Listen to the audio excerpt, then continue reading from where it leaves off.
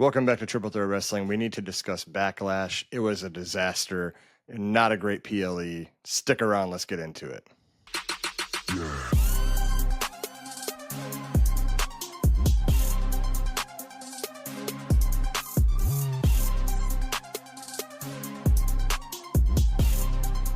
Welcome back to Triple Threat Wrestling. If you are new here, be sure to subscribe. We drop daily wrestling content, and we need to talk about the PLE Backlash 2025.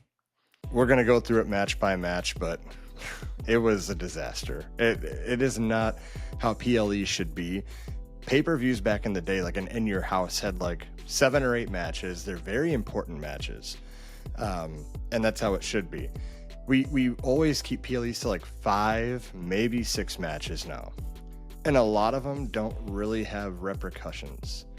So like, let's go into the first match. This one had repercussions. It's a fatal 4-way for the United States Championship. It was pretty much cut and dry. We knew that Fatu would win. We knew he'd be pinning LA Knight. Drew and Damian were off doing their own thing. Made sense. Nothing spectacular sticks out to me in the match. It happened as it should, except for the debut of Jeff Cobb. That's a pretty good addition to the WWE television. A lot of people think he's part of the Samoan dynasty. He's not even Samoan. So he's just, don't think it's a, I see a lot of people commenting, oh, another Samoan joining the faction. He's Filipino, so he is not Samoan. Don't worry about it. He's not, they're not just bringing in their family members. Jeff Cobb is accomplished. He's been around a while, and he's actually very good. So other than the Jeff Cobb thing, I mean, it is what it is. You know, Jacob Fatu is still very over, doing a very good job. Should still hold the championship for quite a while. And I think that it basically was setting up to get to more dissension between him and Solo. It looked like he had no idea Jeff Cobb was going to be there, so we will see what happens, but not one of the best matches. Next, we have Lyra and Becky Lynch, and yeah, it was a pretty good match, but why did we give them like 20 minutes, right? When you could have fit in something else. You could have had anything else, you know, for another 15 minutes or so.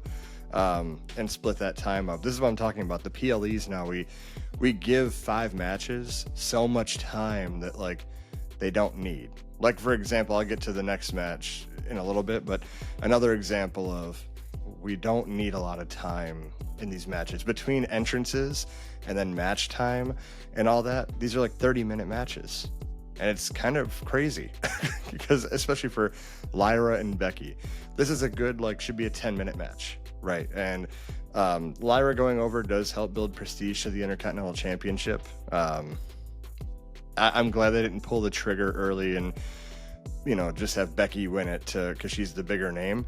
I like Lyra winning it. I like seeing where this goes. But again, it wasn't like spectacular. Couple of good near falls. Went on longer than I thought it should, in my opinion. So Lyra wins. That's the good news. Next, we go to Dominic Mysterio versus Penta.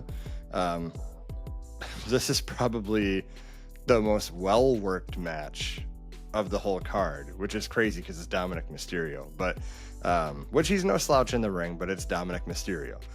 El Grande Americano interfering, and then Judgment Day getting involved, and all this stuff. This could have happened on Raw on Monday, and you could have gave this slot to something else. Again, anything else. I mean, let's look at this. We didn't have Seth Rollins on the card. No Braun Breaker. No Roman. No Punk. No tag team championship matches. No Jey Uso. None of these big time players were here.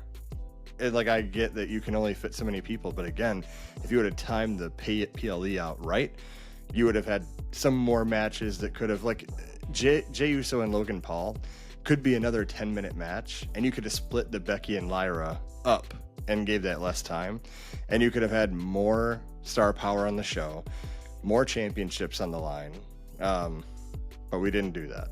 Again, Dominic and Penta did work well together. Again, it's not spectacular. It wasn't the greatest thing I've ever seen, and it could have happened on Monday Night Raw. So there's my 2 cents on that one. Gunther versus Pat McAfee. Yeah, the crowd was behind Pat McAfee. Michael Cole being involved in animated was fun to see. Obviously Gunther was going to win this match. There's no way Pat McAfee's losing or beating Gunther. Again, why did we give this match almost 20 minutes? Pat McAfee's an announcer. He's not an in-ring talent. And Gunther is one of your star people. So this should have been an easy 5 to 7 minute match and give time somewhere else. Get an appearance on the PLE of like Seth Rollins doing a promo or something else than giving meaningless matches all this time in the world. Again, nothing spectacular. And Pat McAfee had a couple of good hope spots, got the crowd into it. At the end of the day, the crowd was very hot for a lot of things, and that's what matters in business. That's what the good news is. But for casual viewers, it is what it is.